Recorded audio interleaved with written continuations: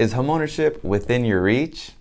For active duty military families, homeownership can sometimes feel out of reach unless retirement is in your horizon. You're finally able to set down roots. And the decision to buy a home already comes with tough decisions and brings a large financial commitment, especially when you factor in variables like PCS schedule and the endless unknowns. But buying a house while on active duty can be a great investment. It really just comes down to your motivations.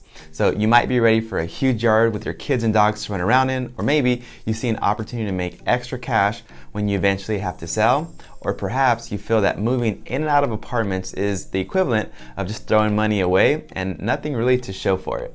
There's no simple answer for whether or not this will be a good financial decision for you and your family, but if you're weighing out the pros and the cons of home ownership, here are a few things for you to consider.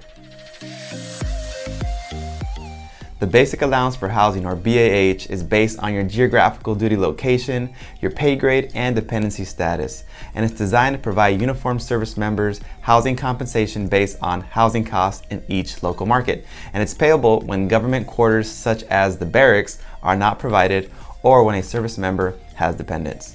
Now, the overall average military BAH rates across the country typically increase about 3% a year and are based on a combination of local costs for rent and utilities for various housing types.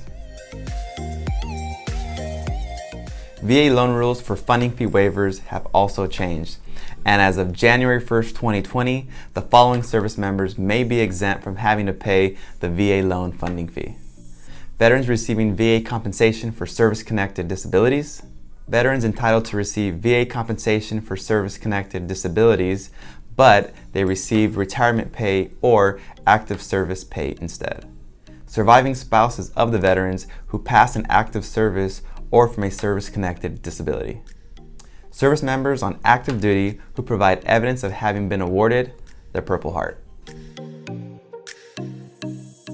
In most markets, a mortgage is cheaper outright than renting, and your basic allowance for housing can cover most or all of your mortgage payments. But when calculating these monthly costs, also keep in mind that maintaining a house can bring expenditures that renters don't have. These include appliance repairs, home maintenance, lawn care, association fees, amongst others. Is that a responsibility that you're prepared to take on?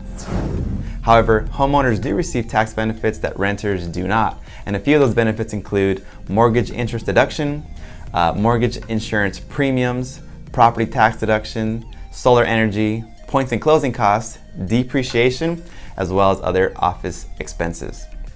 If you consider making a move and you need a little more guidance through the process, my team and I would love the opportunity to speak with you and your family to help guide you guys through the next steps.